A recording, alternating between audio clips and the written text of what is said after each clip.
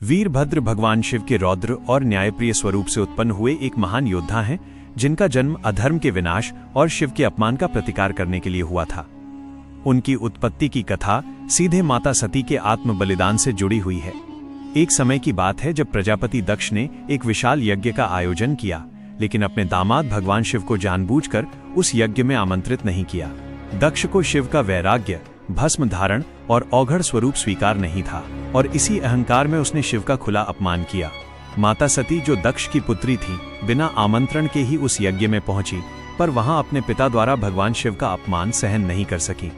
पति के अपमान और पिता के अहंकार से आहत होकर सती ने यज्ञ की अग्नि में स्वयं को समर्पित कर दिया। जब ये समाचार भगवान शिव तक पहुंचा तो उनका शांत स्वरूप रौद्र रूप में बदल गया। दुख, क्रोध और न्याय की ज्वाला से भरकर शिव ने अपनी जटा उखाड़ी और उसे भूमि पर पटक दिया। उसी जटा से वीरभद्र का प्रकट होना हुआ। वीरभद्र का स्वरूप अत्यंत भयानक था। हजारों सूर्य के समान तेज लाल नेत्र, अस्त्र शस्त्रों से सुसज्जित और केवल एक उद्देश्य के लिए जन्मा हुआ: अधर्म, अहंकार और शिव के अपमान का नाश।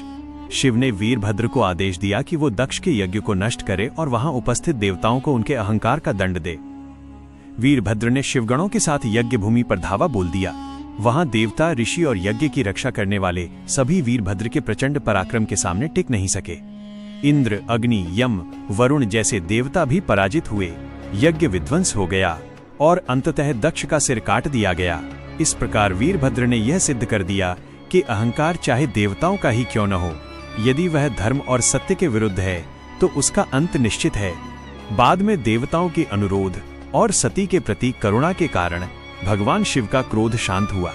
उन्होंने दक्ष को पुनर्जीवन दिया और बकरे का सिर प्रदान किया, जिससे ये संदेश गया कि शिव दंड देने के साथ साथ क्षमा करने वाले भी हैं। इस प्रकार वीरभद्र का जन्म केवल विनाश के लिए नहीं, बल्कि ब्रह्मांड में धर्म, मर्यादा और न्याय की स्थापना के लिए हुआ था।